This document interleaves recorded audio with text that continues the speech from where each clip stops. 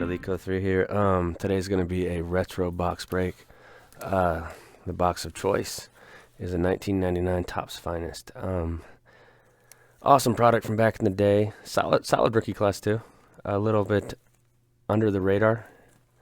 I feel like this rookie class has a lot to offer, and the box prices are a lot lower than most of the years around it compared to like 98 and 2000. So let's just break this. It is the hobby. There's the H right there. So let's find out where the pack's 24 and then 6 cards per pack. One of the bonuses of Finest is, for the most part, you're gonna have cards that come out clean. Of course, you're gonna have to deal with some that are nicked and stuff, but for the most part, if you are a slabber, you like to grade cards, you probably should have some candidates coming out of something like this. Now, the box price on this, I want to say it was around 40. Here's the checklist. So the first thing I'm going to do is bend the pack. Okay, a lot of these older packs that have been sitting around for 20 years or so, they get stuck together. So if we can get a box where the cards aren't stuck together, that's a huge bonus. I have had products where I've just kind of had to throw it all away. Which sucks, but I mean, if every card's ruined, there's not really a point in breaking it. So here's Finest 1999 football. I think I broke a couple of these back during the 99 season. The edge rookie from this used to be a pretty valuable card. I think about 30 bucks.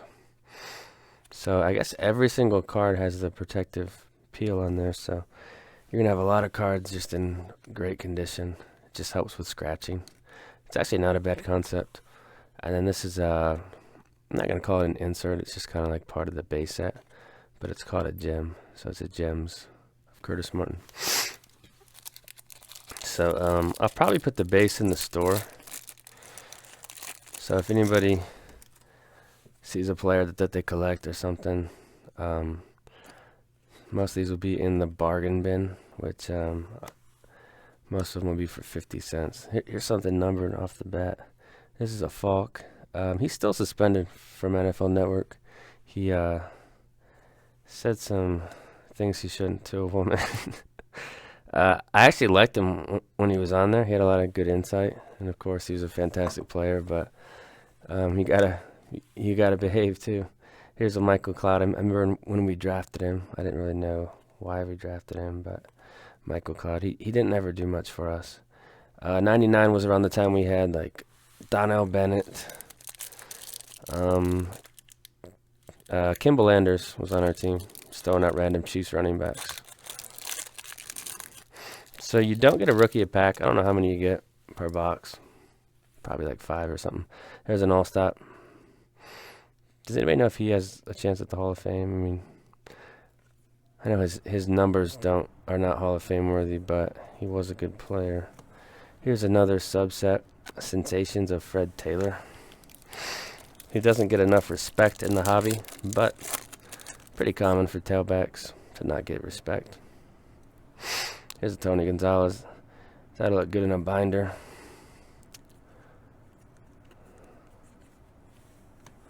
Here's the Sensations of Charles Woodson. This is a second-year Charles.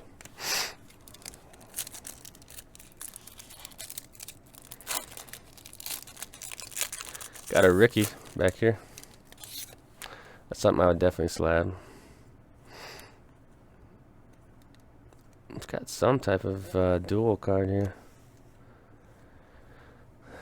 2 draft busts. It's a refractor too, I think. Yeah, that's something cool they used to do. See that refractor in the middle there? Cade McNown from UCLA and Curtis Enos from Penn State. Both did not pan out, but the Bears gave it the effort. There's a Ricky. Neat card right there.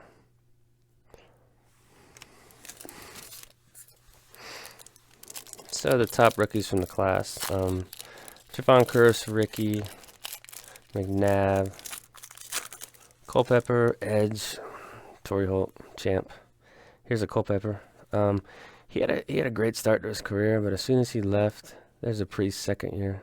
That's a card I would keep and throw into a Chiefs binder or something, even though he's on the Ravens. But There's a Culpepper. This was a big card back in the day. This was an expensive product though. I think a box was like 120, 140 bucks back then. But that was before they had, case breakers and stuff to break all the product, so it was a lot different back then. Jerry Rice. That's a base card I would consider slabbing. I mean, any Hall of Fame player like this, the card's worth, I don't know, 25, 50 cents raw, but if you get it in a 10 form, if you find the right collector, you can move them for about 15 to 20. Here's a Derrick Thomas, and then these refractors got shine on them. Look at that shine. So an all-stop refractor, and then a Gems Merino. So far, this product is great. I have opened some products, older products that have been pretty abysmal. Like, what comes to mind is SPX 99. That was bad. But this one has some cool inserts. Refractors are popping everywhere. Leading indicators of Vinny Testaverde, who he did pile up some numbers for sure. Somebody can check his career passing yards. I bet it's 30,000. It might be. It's probably in between 20 and 30. Maybe more though. Rhonda Gatson, who was a good, I think he was more like not a slot guy, but he was more like a number 2 receiver. He did have some good years. This is the refractor. So, and then a Gems of Favre. So, this will probably be a longer video, probably 15 minutes. So, skip by it if you don't like the long stuff. This will kind of be more for the nostalgia collectors. There's an Aikman. I'm not too high on Aikman. I don't know. Cowboys fans will probably be mad, but I don't really think he's a Hall of Famer, even though he's got the 3 rings. I guess that sounds kind of stupid, me saying that. He is a Hall of Famer in terms of the Super Bowl rings. What I'm trying to say is his stats don't really match up, his season stats, but I guess the postseason is more important anyway. So, Cedric Irvin rookie. Not making any sense right now. There are players that get into the Hall, and it doesn't make sense to me, but, I mean, everybody has opinions on it. So. There's an Emmett. And then Strahan, who's definitely going to get into the Hall. Second year Curtis Enos. Something about Topps football. They did put out their share of shitty products like Topps Valor and Magic. This is one I definitely slab and try to get it into the Barry registry. Just a base Barry, but it's probably a 10, and then a Peyton. I would slab that too. So there's going to be slab candidates wild from this product. Amos Zaraway, he was a good player. Not in the NFL, but college, West Virginia kid.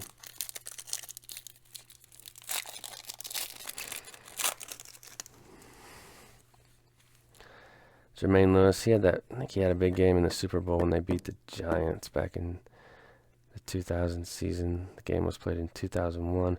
Flutie, Coates. James Johnson. The Dolphins drafted 2 running backs this year. One was from McNeese State. His name was Cecil Collins. He was I think he had some problems with the law or something, troublemaker. And he shined a little bit his rookie year, but he kind of fizzled out. But that's what happens nowadays with backs too. Warren Sapp. There's a Woodson second year. Bruce Smith. So there's just Hall of Famers everywhere here. Corey Dillon won't get into the Hall, but he had a fantastic career. He's a broadcaster. So Brock Hayward. He does a good job. I think he does college football. And he was always kind of a backup in the NFL. There's another Woodson, Chris Carter. So the base set's just strong. Steve McNair, he's not a Hall of Famer, but he was one of the best quarterbacks in the league for a while. He actually shared the MVP with Peyton Manning back in, trying to think of the season, I think it was the 2003 season. Somebody can look that up. I'm just thinking off the top of my head here. LaVon Kirkland, he was a beast. There's a Filthy Moss. See how it's got scratches right there on the front? But that's on the plastic. So if you peel it off, here, I'll show you guys how to peel. You just kind of go to the very edge and just be careful. and kind of take your nail and just dig right into there. It sounds kind of reckless, but that's how it is when I'm peeling out of the PSA slabs too. Then you get it down a little bit, and you can kind of hold the card like this. You're not hurting the card. And you can take your microfiber and wipe. Because for me, when I get these cards slabbed, I don't want this film on there. It just looks ugly. So I take it off. So that's how you peel those off. Most people probably know that. There's a Fred Taylor and a Keely Smith. Another bust.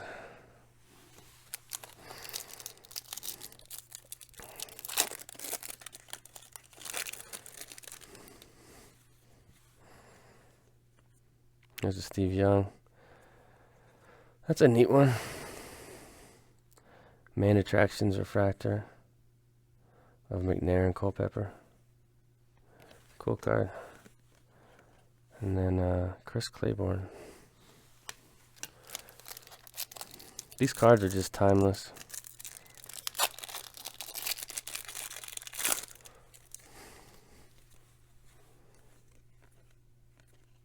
He actually passed away not that long ago, Terry Glenn. Irvin, and then Kevin Falk, who was a good third down back specialist for the Pats. Not sure who else he played for. It's kind of nice to open a box and not have to deal with, you know, I know it sounds stupid, but not every box has to have hits or whatever, like event worn jerseys and stuff. This is cool. I just bought this off of ComC for my binder. It's 1848 refractor of Prominent Figures, Torrey Holt. That's just a sick card.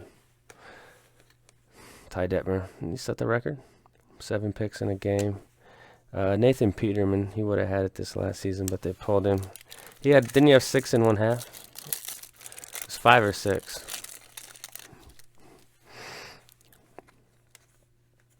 Another refractor.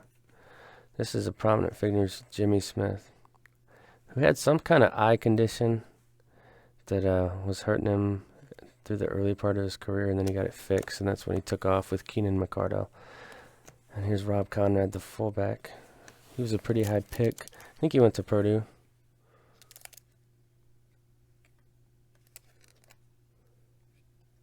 Syracuse.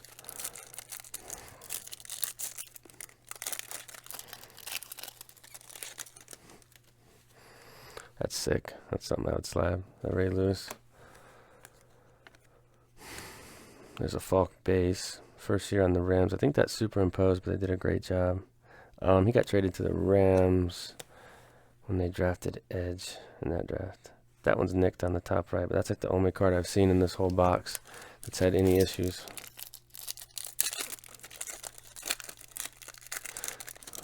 And we got a Cecil Collins coming up, the kid I was talking about. Another numbered card. Tim Couch. Out of 5,084. What is that? Like the passing? Yeah, the old passing record by Dan Marino. McNair. And then this is the Cecil Collins kid I was talking about from McNeese State. He was a bulldozer. Really, he was only 209. He seemed bigger when he played. A few more packs. So this is going to go right at 15 minutes.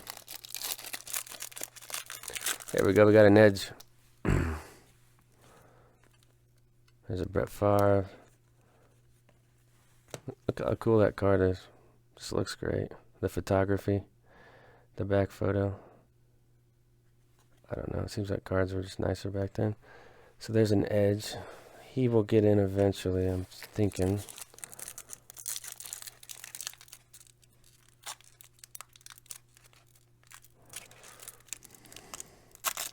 Got it.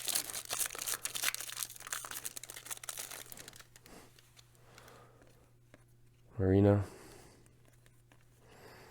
There's a Chris McAllister.